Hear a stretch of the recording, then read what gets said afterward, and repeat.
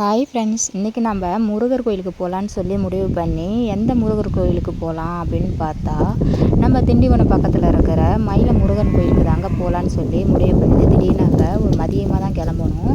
நானும் எங்கள் வீட்டுக்கும் பக்கத்தில் எங்களுடைய சொந்தக்காரங்க 2 பேரும் அவங்க பசங்க எல்லாரையும் கூட்டிக்கிட்டு நாங்கள் மதியானமாக கிளம்பி போகணும். போயிட்டு பஸ் ஏறுறதுக்கு நின்னாக்கா சென்னை பஸ்ஸில் எந்த பஸ்ஸுமே அந்த கூட்டேரிப்பட்டுன்றது நிறுத்த மாட்டாங்க போல். அது எங்களுக்கு தெரியாது. அதனால் பஸ் ஏறதுக்கே 1 ஹவருக்கு மேலே ஆகிடுச்சி. நாங்கள் 2 மணிக்கு கிளம்பி 3 மணிக்கு பஸ் ஏறதுக்காக வெயிட் பண்ணிகிட்டு இருந்தோம். அப்போ தான் ஒருத்தவங்க சொன்னாங்க, நீங்கள் இப்படி சொன்னால் அவங்க ஏற்ற மாட்டாங்க, நீங்கள் விக்கிரவாண்டி டோல்கேட்டில் போய் இறங்கிக்கிங்க. அங்கே இறங்கி அங்கேருந்து நிறைய பஸ்ஸு கூட்டேரிப்பட்டு போகும். நீங்கள் அதில் ஏறினீங்கன்னா முருகர் கோயிலுக்கு போகலான்னு சொன்னாங்க. அப்புறமா தாங்க நாங்கள் சொல்லி ஏறணும். நாங்கள் போனது பார்த்திங்கன்னா பண்ருட்டி வழியாக தாங்க போனோம். பண்ருட்டி வழியாக ஸ்ட்ரெயிட்டாக போயிட்டு அங்கேருந்து விக்கிரவாண்டி டோல்கேட்டில் போய் இறங்கிட்டோம். அங்கே கூட்டேரிப்பட்டு பஸ்ஸு நிறையா வந்துச்சுங்க. அதெல்லாம் ஏறணும். ரொம்ப லேட் ஆகிடுச்சி. இங்கேவே பார்த்திங்கன்னா மணி எங்களுக்கு 5 மணிக்கிட்ட ஆகிடுச்சி. நம்ம இந்த டைமுக்கு போகிறோமே, எப்படி போய் கோயிலில் போய் சாமி பார்ப்போமா, தரிசனம் கிடைக்குமா கிடைக்காதா, திரும்பி வந்துடுவோமா என்னென்னு ஒரே குழப்பத்திலே போகணும். ஆனால் பார்த்திங்கன்னா நாங்கள் போன நேரம் ரொம்ப நல்ல நேரமாக இருந்தது. அந்த முருகர் எங்களை கரெக்டான டைமுக்கு தான் கூப்பிட்ருக்காரு. நாங்கள் போகும்போது தான் உள்ளே போகும்போது கொஞ்சம் ஃப்ரீயாக தான் இருந்துச்சு. கூட்டம்லாம் எதுவுமே கிடையாது. செவ்வாய்க்கிழமைன்றதுனால மறுநாள் சஷ்டி வேறு இருக்குது. அதனால செவ்வாய்க்கிழமை அந்த அபிஷேகம்லாம் பண்ணிகிட்டு இருந்தாங்க. அப்போ தான் போனோடனே பால் அபிஷேகம், சந்தன அபிஷேகம் இது எல்லாமே பார்த்தோம். அப்படியே குடும்பத்தோடு எங்கள் எல்லார் பேருக்கும் நாங்கள் அர்ச்சனையும் பண்ணிக்கிட்டோம்.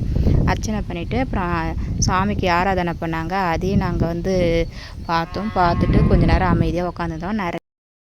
நான் பார்த்தீங்கன்னா இப்போ இந்த கோயிலுக்கு ஒரு 3வது தடவையாக போகிறேங்க. ஃபஸ்ட் டைம் பார்த்தீங்கன்னா எங்கள் சொந்தக்கார பொண்ணுக்கு காது குத்தி வச்சாங்க. அப்போ அந்த காது குத்திக்காக போனேன். அப்போ அந்த கோயிலை பற்றிலாம் எனக்கு ஃபேமஸாக எதுவும் தெரியாது.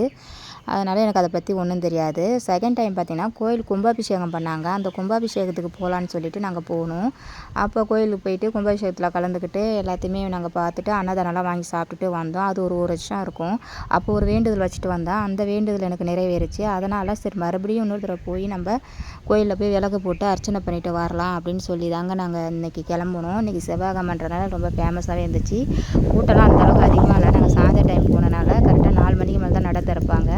அந்த டைமுக்கு சாமிக்கு அபிஷேகம்லாம் பண்ணிகிட்டு இருந்தாங்க. நாங்கள் கரெக்டாக அபிஷேகம் பார்த்துட்டு தீப ஆராதனையும் பார்த்துட்டு ஃபுல்லாக சுற்றி பார்த்துட்டு கொஞ்சம் பிரசாதம் அவுள் பிரசாதம்லாம் கொடுத்தாங்க. அதையும் வாங்கி சாப்பிட்டுட்டு அங்கே உட்காந்துருந்தோம். இப்போ எங்கள் சொந்தக்கார பையன் வரான் பாருங்கள், இவன் தான் எங்களுக்கு கேமராமேனே. அடிக்கடி ஃபோட்டோ எடுக்கிறது, வீடியோ எடுக்கிறது எல்லாமே இவன் தான் எடுப்பான்.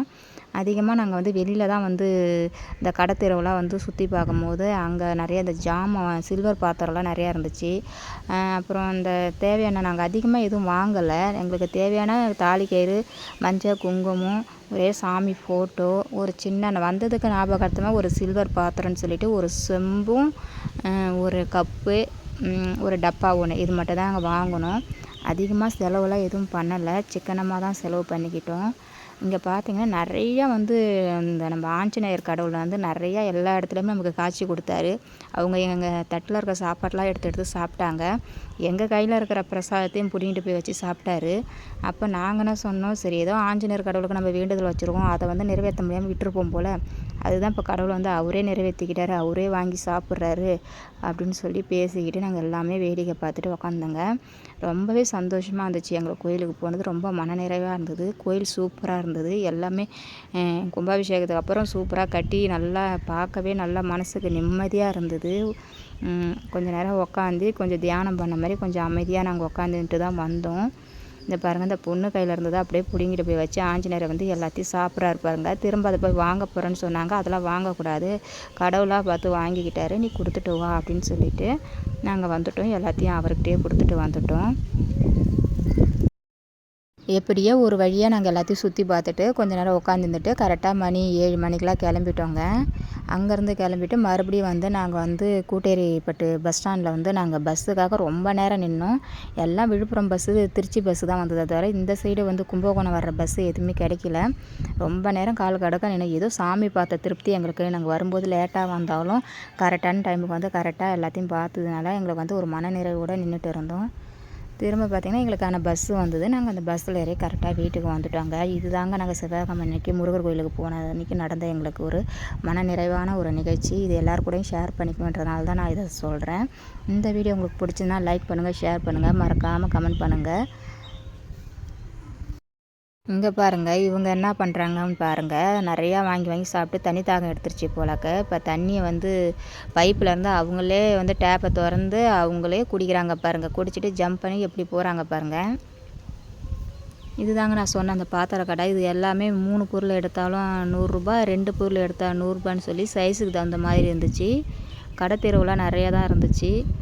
நாங்கள் ஒரு 2 3 கடையை மட்டும் பார்த்துட்டு தேவையானதை மட்டும் வாங்கிட்டு வந்துட்டோம்.